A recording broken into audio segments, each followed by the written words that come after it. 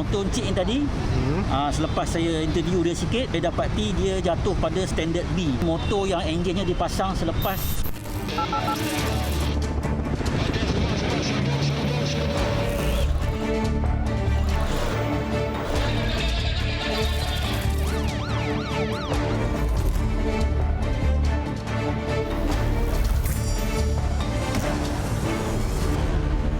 Assalamualaikum dan salam sejahtera. Anda sedang menonton 999, program nombor 1 mengenai jenayah di Malaysia.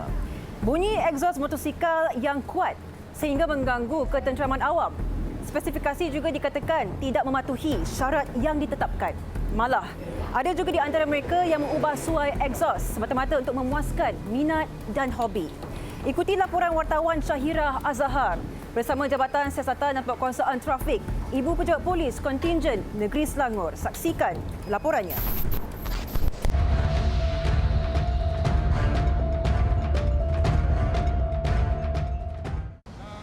Melalui peruntukan Seksyen 64 Akta Pengangkutan Jalan 1987, polis diberikan kuasa untuk menyita mana-mana kenderaan yang mengubah suai egsos sehingga menyebabkan bunyi bising.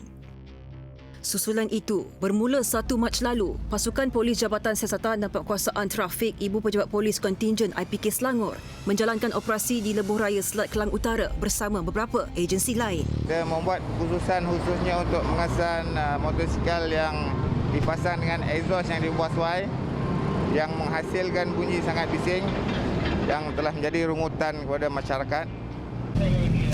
Ketika operasi dijalankan, pihak polis berjaya mengesan beberapa buah motosikal berkuasa rendah yang dipercayai telah melakukan pengubahsuaian egsos.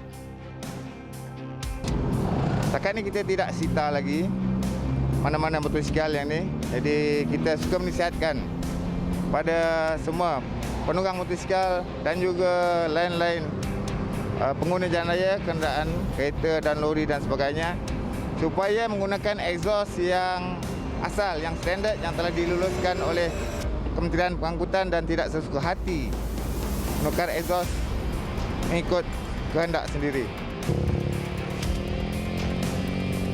Operasi turut dibantu Jabatan Alam Sekitar yang menjalankan ujian bunyi pada sistem exhaust kenderaan. Mengikut prosedur untuk mengukur tahap bunyi dan kebisingan egsos, Jabatan Alam Sekitar akan melakukan ujian bunyi sebanyak 3 kali dan dibahagikan secara purata. Jika ia didapati melebihi had yang telah ditetapkan, tindakan undang-undang akan dikenakan. Mengikut Peraturan Kualiti Alam Sekeliling 1987, kenderaan beroda 2 atau 3 yang dikeluarkan selepas tahun 1990 harus mematuhi paras bunyi maksima yang dibenarkan. Kadar bacaan yang dibolehkan iaitu 92 desibel A bagi motosikal yang mempunyai enjin di bawah 90cc, manakala 95 desibel A bagi enjin 90cc ke atas. Motor Encik yang tadi, selepas saya interview dia sikit, saya dapati dia jatuh pada standard B. Motor yang enjinnya dipasang selepas 1990 dan cc-nya lebih daripada 90. Inilah dia punya had pelepasan yang dia kena patuh lah. 95 desibel A. Jabatan Alam Sekitar telah menjalankan ujian bunyi terhadap 7 buah motosikal dan 3 daripadanya dikenakan notis. Ini notis pun kami boleh keluarkan kepada pemilik ini supaya dia mengubah balik kepada asal standard exhaust dan datang semula berjumpa kita untuk uji semula lah, mengarahkan pemilik ni menjalani pembaikan. Maksud pembaikan tu sendiri faham lah, kalau exhaust ni tukarlah kepada standard sebab tak ada benda lain yang rosak pun, melainkan enjin dia bermasalah, timing ke apa ke, kita boleh advise yang lain lah. Tapi saya rasa motor ini dia cuma masalahnya pada exhaust saja yang agak bising sikit lah. Rentetan daripada isu ini, kami mendapatkan pandangan daripada pengurus bengkel yang berpengalaman selama 15 tahun dalam bidang automobil. Menurutnya, ada di antara pelanggan dengan sengaja tidak mahu memasang penyengap atau silencer bagi mendapatkan impak bunyi yang lebih kuat. Dan kalau pasal bunyi, standard bunyi tu dia datang dengan ada silencer. So depends pada customer. Ada certain customer dia orang nak bunyi sport lagi, so dia keluarkan silencer. Buat masa sekarang, yes, ramai yang call kalang kabut cari balik exhaust yang standard ada. Dia menyatakan 60% pelanggan yang hadir untuk pengubahsuaian exhaust berusia di antara 20 dan 35 tahun.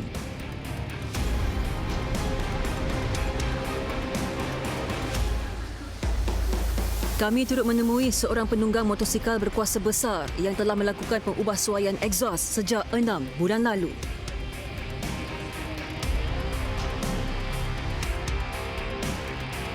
Minat pada bunyi motor tu, jadi terpaksa akur lah. Tapi disebabkan ada pengubahsuaian yang belakang muffler tu, jadi untuk tak nak jadi isu dan kita patuh pada regulation ni, pada undang-undang ni, jadi saya ubah balik lah pada yang standard ni, yang belakang tu. Pemandu yang gagal mematuhi Undang-Undang Kaedah Kenderaan Bermotor 1999 boleh dikenakan denda tidak melebihi RM2,000 atau penjara tidak melebihi 6 bulan. Syahirah Azhar, 999. Gempar baru-baru ini, penemuan mayat seorang isteri dipercayai ditembak dan ditanam di ladang serai, Bandar Penawar, Johor oleh suaminya sendiri. Suspek dipercayai menembak mangsa ketika sedang tidur menggunakan senapang angin. Perinciannya dalam rangkuman kejadian jenayah seminggu 999.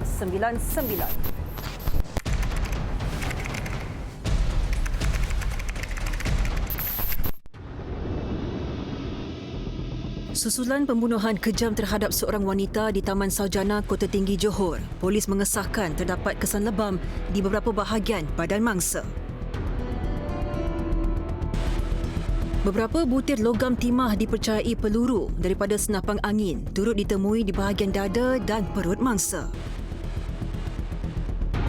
Khamis lalu, mayat mangsa ditemukan berada di dalam tong air biru yang ditanam di sebuah ladang serai di Bandar Penawar. Mangsa didakwa telah ditembak mati oleh suaminya yang berusia 43 tahun ketika sedang tidur dengan menggunakan senapang angin. Polis percaya pembunuhan bermotifkan cemburu. Dua lelaki yang terlibat dalam insiden pergaduhan di persimpangan lampu isyarat di Lebuh Raya Spring Damansara ditahan polis. Menurut Ketua Polis Daerah Petaling Jaya, ACP Nek Ezani Muhammad Faisal, dalam kejadian 6.20 petang itu, penunggang motosikal telah membunyikan horn gara-gara pemandu teksi memotong laluan secara melulu. Kejadian yang turut dirakam orang awam itu menunjukkan seorang lelaki bertindak memukul individu lain di jalan raya menggunakan pengunci steering. Kes disiasat mengikut Seksyen 160 Kanun Keseksaan kerana melakukan gaduh gempar. Polis berjaya menumpaskan sindiket kereta klon yang dipercayai pakar dalam menukar nombor chassis dan pemalsuan dokumen.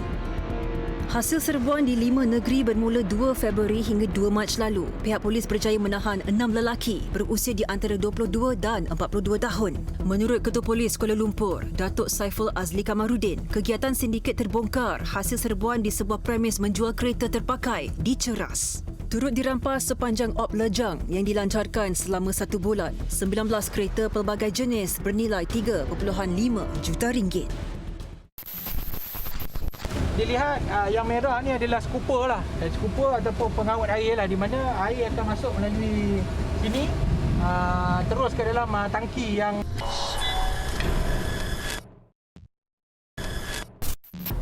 Perbuatan pihak yang tidak bertanggungjawab melakukan kebakaran semata-mata untuk membuka tanah pertanian baru dipercayai menjadi punca kebakaran di 8 kompartmen Hutan Simpan Kuala Langat Selatan, Selangor sejak minggu lalu.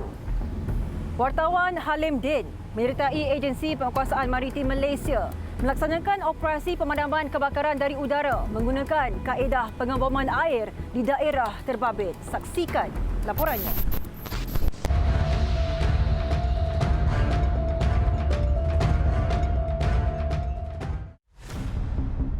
Jam 2 petang, taklimat operasi di Stesen Udara Maritim Malaysia, Subang. 999 menaiki pesawat AW139 yang dikendalikan juruterbang Lieutenant Komander Maritim Tengku Zamil Tengku Zalwa. Penerbangan dibantu pembantu juruterbang Lieutenant Dia Maritim Muhammad Hairul Anwar dan kru udara Laskar Maritim Muhammad Irmin Nazirul. Pesawat ini merupakan pesawat pemerhati operasi, manakala kerja-kerja pemadaman kebakaran dilakukan pesawat Bombardier CL-415. Cuaca agak berjerebu sepanjang penerbangan yang mengambil masa kira-kira 20 minit ke lokasi kebakaran di kawasan hutan simpan Kuala Langat Selatan. Ini susulan kebakaran berlaku yang mencatat indeks pencemaran udara IPU tinggi sehingga mencecah 188 di Johan Setia dan 166 di Banting. Dalam pada itu, usaha memadamkan kebakaran melalui jalan darat mengalami kesukaran berikutan jalan masuk yang sempit dan tanah rapuh.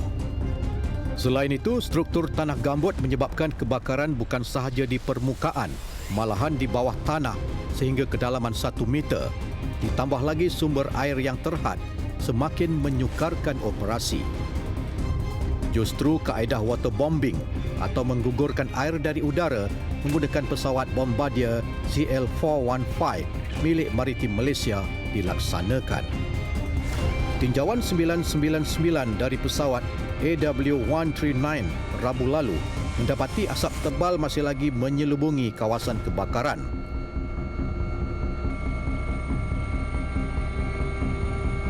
Kebakaran mula dikesan sejak 1 Mac lalu, melibatkan 8 kompartmen, iaitu kompartmen 7 dan kompartmen 12 hingga 17, meliputi kawasan lebih 40 hektar. Pesawat Bombardier CL-145 yang dikendalikan juruterbang Komander Maritim Muhammad Saad memulakan operasi pemadaman kira-kira jam 2 petang. Kaedah waterbombing yang dilaksanakan mensasarkan sekurang-kurangnya 2 penerbangan pada setiap hari yang mengambil masa sekitar 3 hingga 4 jam bagi setiap operasi pemadaman.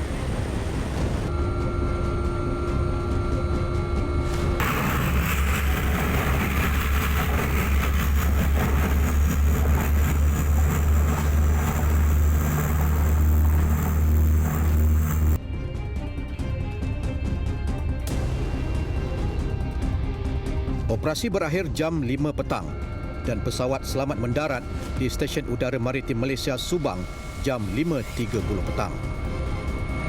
Amalan biasa selepas setiap kali operasi, pesawat akan diselenggara yang kini berada di hangar Maritim Malaysia di Subang, dan dalam operasi memadam kebakaran di kawasan yang sukar dimasuki oleh kenderaan lain, pesawat ini digunakan untuk membantu. Dan sumber air ditapati sama ada dari air laut ataupun air sungai. Di situ air ini disedut ataupun dikaut dari sumber tadi. Bagaimana caranya dikaut? Nanti kita saksikan. Dan juga kemudiannya air itu dijatuhkan. Istilah ini dikenali sebagai bombing water bombing. Water bombing. Kita saksikan bagaimana penjelasan dari pihak berkenaan tentang proses mengaut dan menjatuhkan air ini dijalankan ketika dalam usaha memadamkan kebakaran. Sebanyak 90,000 liter air digugurkan dalam operasi ini yang membabitkan 15 pusingan.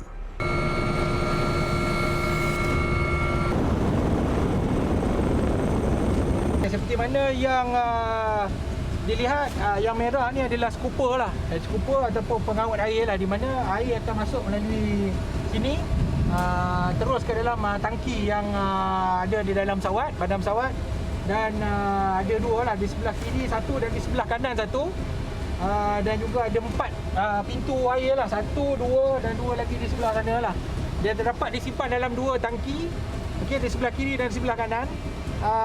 Dan untuk melepaskan air ini keluar boleh dilakukan secara serentak, 4 pintu terbuka serentak, ataupun 2 di sebelah kiri dan 2 di sebelah kanan, ataupun mengikut turutan 1, 2, 3 dan 4. Dia tak ada kuasa untuk menyedut, cuma dia ada kuasa untuk mengaut relatif kepada pergerakan pesawat. Menurut juruterbang pesawat Bombardier CL-145, Komander Maritim Muhammad Saad, sumber air diperolehi daripada air laut di perairan Tanjung Sepat menggunakan kaedah water scooping. Kalau untuk di sungai lebih kurang cabaran, tapi keadaan lokasi kebakaran tu membuatkan kami terpaksa menyedut air daripada laut lah, dekat pantai Tanjung Sepat. Setiap sedutan air 6,000 liter dalam jangka masa 12 saat. 6,000 itu 12 saat. Ya. Jadi memang ditetapkan 12 saat, tak boleh lebih, tak boleh kurang. Tak, itu memang manufacturer tetap ada buat kajian lah kan. Dalam masa 12 saat kita akan memenuhi ruang tangki ni sebanyak 6,000 liter. Sementara itu, Pengarah Jabatan Bomber dan Penyelamat Malaysia, JBPM Selangor, Penolong Kanan Pesuruhjaya Bomber, Nur Azam Khamis berkata, teknik pengeboman air diyakini mampu mempercepatkan pemadaman antara 2 hingga ke 3 minggu daripada jangkaan masa 4 sehingga 6 minggu sebelum ini. Halimdin, 999.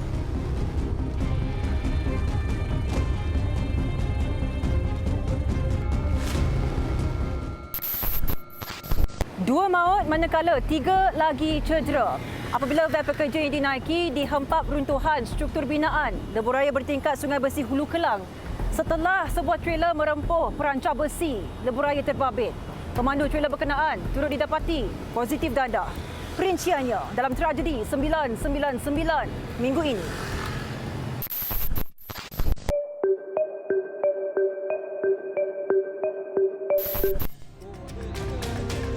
Insiden sebuah trailer lebih muatan melanggar perancah besi pembinaan lebuh raya bertingkat Sungai Besi Hulu Kelang, Siuk, minggu lalu menjadi perhatian umum apabila sebuah van pekerja terperangkap di bawah runtuhan.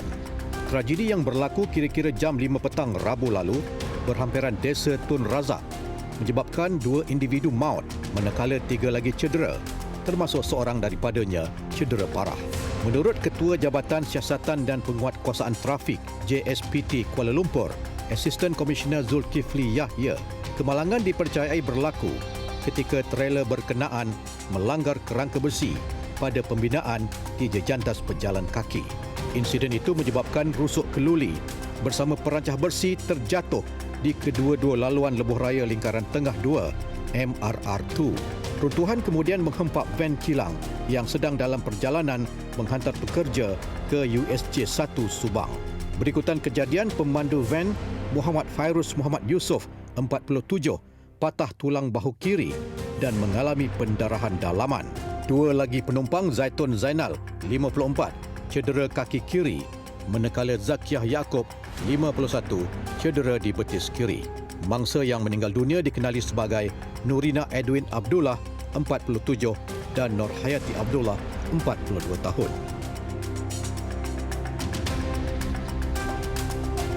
Kejadian dia berlaku masa 5.50. Lepas tu ada lori trailer lah. Dia langgar tiang tu. Lepas tu runtuh habis. Memang terkejut sebab bunyi dia tu memang kita tak sangka bunyi yang sangat-sangat kuat. Ingat guru, tapi bila saya diri kat kaunter, jadi dah nampak benda tu jatuh, semua dah keluar. So bila kita orang dah keluar tu memang orang dah ramai. Jadi kita orang tak pergi dekat lah sebab memang masa tu jam teruk sangat. Sementara itu, hasil ujian saringan air kencing, pemandu trailer terbabit didapati positif dadah jenis metamfetamin. Suspek 40 tahun ditahan reman mengikut Seksyen 15/1 Akta Dadah Berbahaya 1952. 6 bulan. Kita orang bagi jaga dah lama dah, jadi kita orang percaya dah lah. Memang tak ada apa-apa pernah jadi dah lah. Sebab kalau demam pun pengasuh memang bagi tahu terus.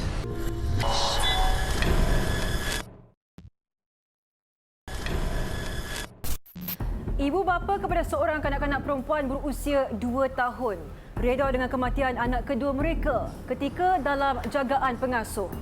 Pengasuh berkenaan telah pun ditahan reman untuk membantu siasatan polis. Butirannya dalam kes 999.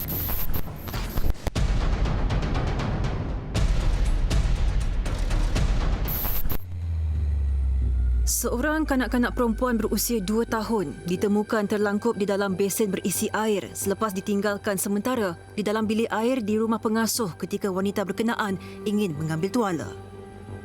Setelah kembali, dia mendapati kepala mangsa dan separuh badannya tenggelam di dalam besen sebelum cuba mengalihkannya. Dalam kejadian kira-kira jam 11 pagi Rabu lalu di rumah pengasuh di Permatang Damar Laut, mangsa Sofia Fatihah Wan Farhan Daniel, anak kedua daripada 2 adik-beradik itu, masih berada dalam keadaan sedar. Namun, kira-kira 30 minit kemudian, mangsa dilihat semakin lemah sebelum pengasuh memberikan bantuan pernafasan kecemasan CPR dan menghubungi ambulans. Kanak-kanak itu dibawa ke Hospital Pulau Pinang dan berada dalam keadaan kritikal sebelum disahkan meninggal dunia jam 2 pagi keesokan harinya.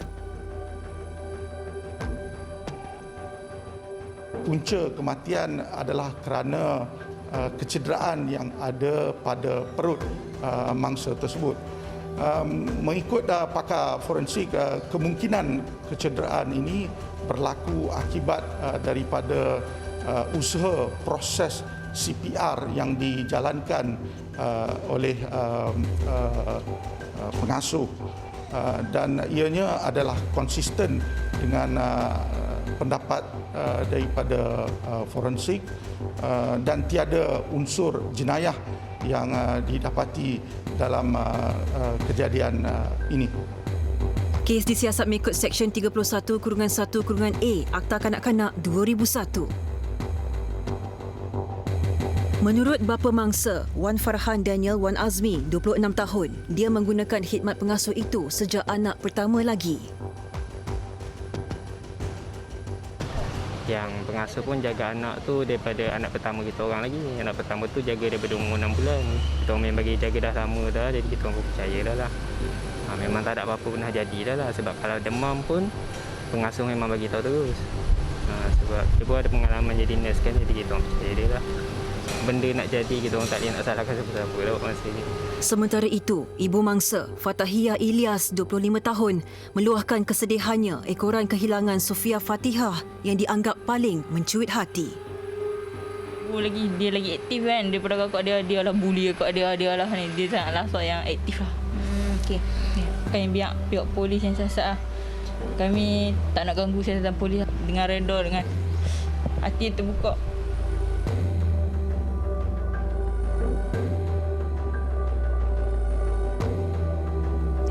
Dia nak tidur lah pukul 10 tu. Tapi dia nak main dengan baba dia. Jenazah selamat dikebumikan di tanah perkuburan Islam Matang, Permatang Damar Laut jam 3.30 petang Rabu lalu.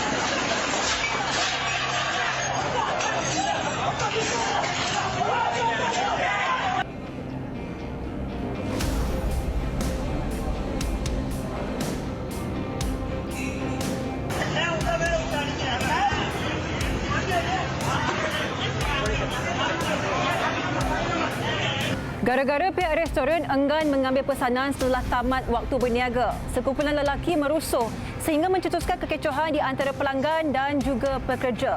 Menerusi rakaman awam, kelihatan meja dan kerusi premis dibaling. Gelas minuman dipecahkan dan ada juga yang menggunakan senjata tajam ketika pergaduhan berlaku. Insiden yang berlaku di Jalan Tun Sambatan, Brickfields, Kuala Lumpur ini menjadi tular di media sosial sehingga mendapat lebih 100,000 tontonan. So, tak payah gaduh lah, just boleh cerita. So, tak payah buat besar-besar macam ni lah. Tak perlu kecoh lah. So, suasana tu kita kena try to bagi relax lah. Jangan bagi heboh-heboh, bagi orang takut kan. Macam tu memang salah. Apa yang diorang buat tu memang salah. Daripada perspektif saya lah. Saya memang customer kan. So, masa saya nak datang macam tu dengan family pun saya rasa takut. So, hope diorang takkan ulangkan macam tu lagi lah. Sebab country kita ni kan, we have to be peace. Okay, kita wherever we go, kita boleh peace lah. Tak nak gaduh-gaduh. Cakap pun diorang elok-elok, okey lah. Saya rasa bergaduh di tempat awam nombor satu memang tak elok dan tak baik. Lagi-lagi kita Malaysia diketahui dengan negara yang dipenuhi dengan orang-orang yang penuh sopan dan santun. And kalau boleh memang try not to bergaduh sebab kita, at this point of time kita semua tengah masing-masing tengah cuba untuk buat kerja masing-masing. Okay, we are trying to survive. So hopefully, janganlah nak bergaduh, especially tempat awam, very not good. Peace always. 999 ke Ibu Pejabat Polis Daerah Brickfields bertemu Ketua Polis Daerah ACP Anwar Haji Omar untuk mendapatkan perincian kes. Pada 28 bulan Februari 2021 lebih kurang 10.20 malam, pihak polis telah menerima maklumat dan kita telah menghantar pasukan polis yang terdiri daripada cawangan D7 dan D9 ke tempat kejadian. Apabila kita sampai di tempat kejadian, dapati memang benar berlaku kejadian merusuh di mana mereka motifnya meminta makanan dan pada waktu itu telah melepasi waktu yang dia tetapkan dalam SOP KKM. Jadi pelanggan di restoran itu enggan melayan mereka dan kemudian mereka bertindak ganas dengan memecahkan kerusi dan meja dan turut menggunakan kayu memukul pekerja-pekerja di restoran tersebut di mana dalam kejadian itu 4 orang telah mengalami kecederaan ringan dan dirawat di Hospital HUKM di Kuala Lumpur. Seterusnya pihak polis telah menjalankan serbuan dan pada malam pertama kita telah berjaya menangkap 2 orang suspek dan turut hari kedua dan ketiga lagi 7 untuk menjadikan jumlah 9 orang dan ditangkap dan masih bebas 5 dan kita telah menyiapkan kertas kesihatan dan dirujuk kepada Timbalan Penawar Raya di Kuala Lumpur dan mereka telah dituduh di bawah Seksyen 148 Kanun Kesiasaan dan juga Seksyen 427 di bawah Kanun Kesiasaan juga di mana kesemua mereka 4 orang telah dituduh dan mengaku salah di mana mereka telah didenda sebanyak 4,500 setiap seorang. Jadi hukuman bagi kes yang merusuh itu boleh dikenakan hukuman 5 tahun penjara ataupun kedua-duanya sekali dan juga di bawah Seksyen 427 Kanun Kesiasaan turut jika sabit kesalahan boleh dikenakan hukuman 5 tahun dan denda ataupun kedua-duanya sekali lah. Jadi kesemua suspek telah tuduh pada 4 bulan Mac yang lalu dan kita juga merayulah kepada orang awam supaya tidak tidak mengambil tindakan sendirilah, iaitu melakukan gagu-gugat kepada keselamatan dan kita tidak teragak-agak untuk menangkaplah dan kita memohon kerjasama daripada suspek ini yang masih bebas untuk tampil memberi kerjasama kepada polis ya. Jadi kita teruskan siasatan dan kes ini dianggap selesai lah kerana semua suspek yang terlibat iaitu yang pengecaman yang positif lah ke atas 4 orang ni telah dibawa ke mahkamah dan telah pun didenda lah di bawah Seksyen 148 Kanun Kesiasaan dan juga 427 Kanun Kesiasaan. Hasil tindakan pantas pihak polis terhadap kes ini, 9 orang suspek telah pun ditahan dan dihadapkan ke mahkamah, manakala 5 lagi suspek masih sedang diburu untuk tindakan lanjut. Dari mana-mana bukan? Kawan-kawan dah tolong. Kita tolong? Telefon dia. So kita sudah tahan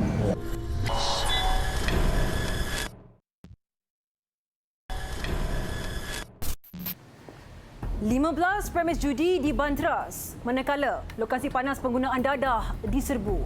Itulah tindakan pasukan polis dari Ibu Pejabat Polis Daerah Penampang untuk mencegah kegiatan jenayah di daerah terbabit. Operasi berkenaan diketuai oleh Ketua Polis Daerah Penampang, DSP Haris Ibrahim, yang turut mensasarkan kawasan perumahan yang dijadikan markas penjenayah.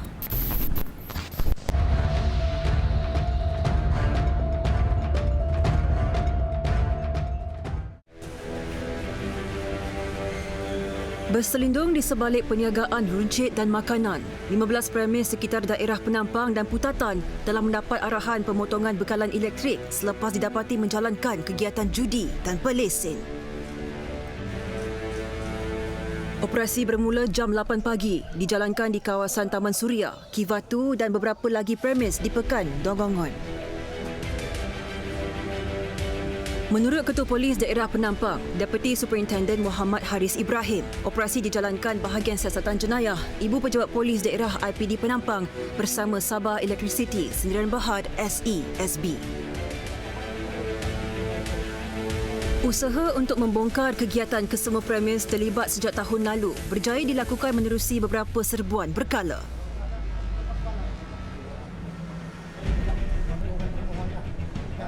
Susulan itu, seramai 15 individu telah berjaya ditahan dan dihadapkan ke mahkamah. Operasi seperti ini akan terus dijalankan sebagai usaha membantras aktiviti perjudian, terutamanya di daerah Penampang. Kes jenayah berkaitan dadah kerap berulang di sekitar kawasan Penampang Sabah. Masyarakat mula merasa bimbang dengan keadaan semasa. 5 Mac lalu, bahagian siasatan jenayah narkotik, Ibu Pejabat Polis Daerah Penampang melancarkan operasi pencegahan cegah jenayah secara bersepadu bagi membantras isu ini. Memandangkan baru-baru ini telah berlaku satu kes pecah rumah melibatkan kediaman VVIP di Putatan. Rentetan daripada itu, hari ini kita mengambil pendekatan untuk menggempur dan menjalankan operasi di sekitar daerah Putatan ini untuk kita menjalankan pencegahan ke atas semua bentuk jenayah yang berlaku di sini. Keasyikan 4 individu termasuk 2 wanita yang sedang hayal menagih syabu tidak berpanjangan apabila mereka ditahan di sebuah pangsapuri di Putatan, Sabah. Ini baju hitam itu. Orang mana? Ha? Penyambut sini. Oh, lagi perempuan. Perempuan. Kinarut. Datang sini untuk apa? Tengah cari. Siapa punya barang? Siapa punya barang yang membukakan yang besar? Cepat, cakap. Kau punya? Siapa punya? Siapa boleh ada di rumah ni? Di bilik siapa? Nah, ada punya apa? Perempuan. Siapa punya? Cakap. Kau yang bawa kemari? Seorang wanita yang ditahan dalam serbuan ini mendakwa telah mula menagih dadah jenis syabu sejak setahun lalu. Bekalan dadah pula diperolehi melalui rakan di sekitar kawasan yang sama. Ha? Penyambut sini. Oh, dah lepas. Lama sudah tengok badan dia ni tuan-tuan. Kerap. Kerap ambil. Ya. Kau dapat bekalan dari mana? Daripada tahun lepas. Selalu bisa dari mana-mana bekalan. Ada tolong. Telefon dia. So kita sudah tahan, ha? So ini dia modified tadi kan? Ada straw.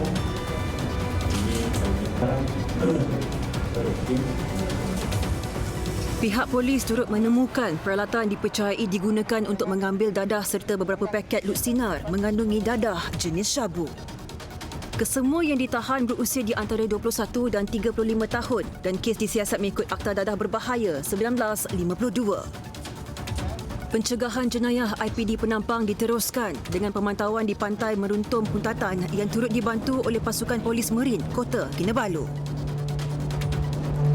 Tujuannya adalah untuk memastikan semua pengguna laut termasuklah nelayan dan pemancing-pemancing yang ada di sana berada dalam keadaan selamat dengan kemunculan pasukan polis Merin Kota Kinabalu. Selain itu juga tujuan paling utama kita adalah untuk mencegah sebarang aktiviti penyeludupan dan sebarang aktiviti yang menyalahi undang-undang di perairan kita.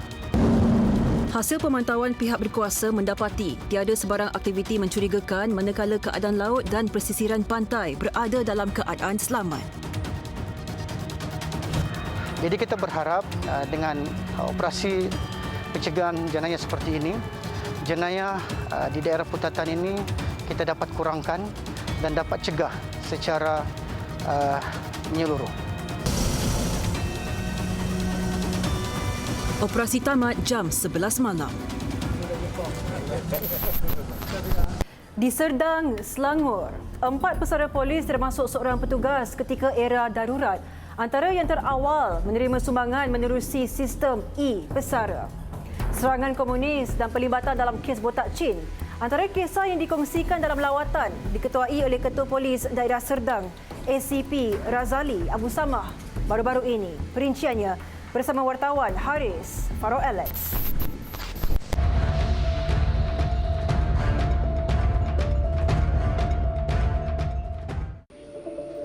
Jasa pesara polis terus dikenang. Walaupun telah meninggalkan tugas sejak 67 tahun lalu, Special Constable SC Dahali Zakaria masih berpegang pada prinsip berkhidmat untuk negara. Ketika ditemui di Pangsa Puri Enggang, Bandar Kinrara, SC Dahali berkongsi pengalaman bertugas ketika era darurat 1950 sehingga 1954. Ada perasaan yang kita ingat, usaha kerja darurat itu, kita ingat perasaan bujuk tak mati. Bujuk tak mati.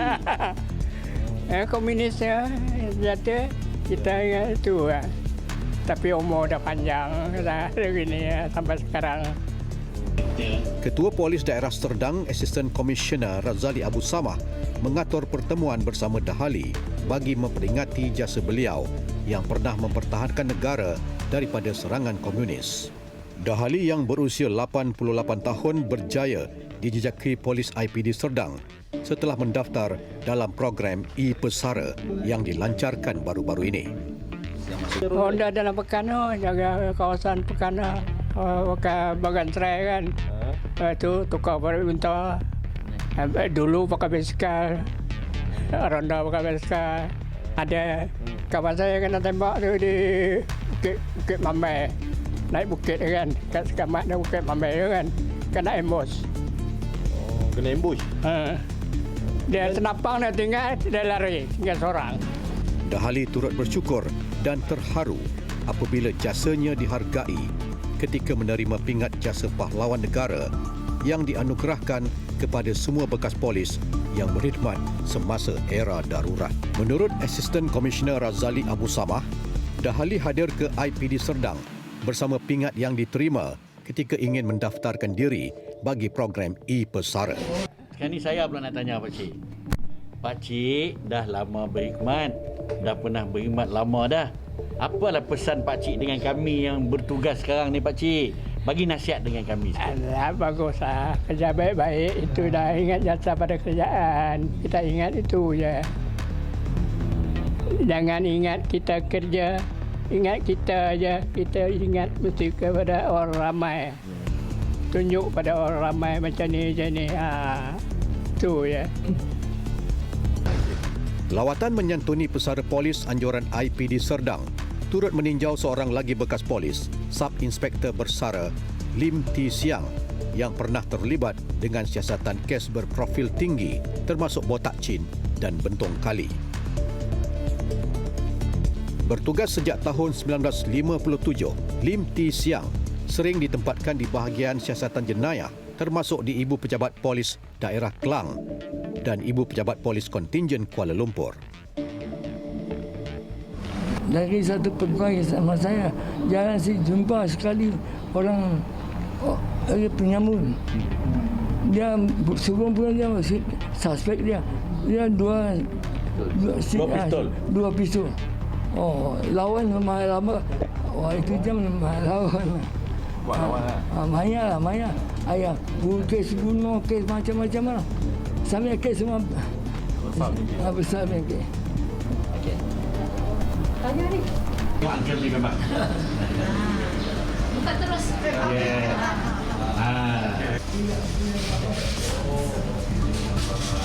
Okey. Habis saya kereta orang bang IC kita rosak. Kereta. Saya dapat depot lah itu. Itu kes apa? Tak tahu orang sakit hati dulu saya buat maya jasa. Yang pas tak pasti saya yang mana buat IC saya dua kereta so habis semua. Menurut Lim, beliau pernah menerima pelbagai ugutan dan ancaman selama 36 tahun berkhidmat untuk PDRM. Keberanian beliau ketika itu turut dihargai apabila pernah menerima 56 surat penghargaan atas jasanya membantras jenayah. Biasa kita punya itu jam itu orang jahat nak cukup banyak. Daging jahat. Daging jahat. Kita pun berani lah lawan sama dia. Yang tak kita kan. Saya pun tahu dia ada menangkap wanted Botachin. Dia pun ada bagi tahu cerita ini. So saya kata dia sangat berani. Selain Lim Ti Siang dan Dahali Zakaria, Ketua Polis Daerah Serdang turut melawat 2 lagi individu termasuk Sub Inspektor Bersara Sofia Abdullah dan Nur Aini Yassin yang merupakan balu kepada bekas anggota polis IPD Serdang Sarjan Muhammad Zaidi Abu Bakar. Perasaan saya gembira dan terkejutlah kan. Setiap tahun pun ada juga yang datang bertanya khabar. Kawan-kawan arwah pun tim diorang tak pernah lupa. Saya pesanan makcik pada pegawai polis semua, nombor 1, ingat kita kerjakan Allah. Betul tuan? Kenapa? Yang kedua, masyarakat lah dengan publik. Tu. Yang ketiga, untuk keluarga lah. Kalau kita tak ingat keluarga pun tak boleh juga kan. Masyarakat. Tapi nombor 1 sekali, lillahi ta'ala. Melalui pendaftaran e-Pesara, seramai 76 pegawai dan anggota yang telah bersara berjaya dikesan di sekitar daerah Serdang. Hasrat IPD Serdang untuk kita lakukan ataupun kita buat program ini adalah kita sama-sama boleh bersama mereka semula dan mereka rasa dihargai, juga mereka rasa tidak terasing daripada polis itu sendiri. Mereka, kalau kita rasa mereka sangat berharga pada kita. Mereka mempunyai pengalaman-pengalaman yang terdahulu yang boleh memberi kita tunjuk ajar. Haris Farouk Alex 999.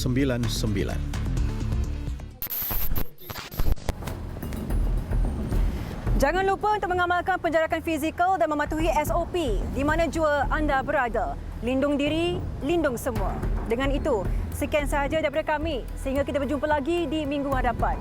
Saya, Sofia Nur Solihatun, mewakili tim penerbitan 999 mengucapkan Assalamualaikum dan selamat malam. Ingat, jenayah membawa padah.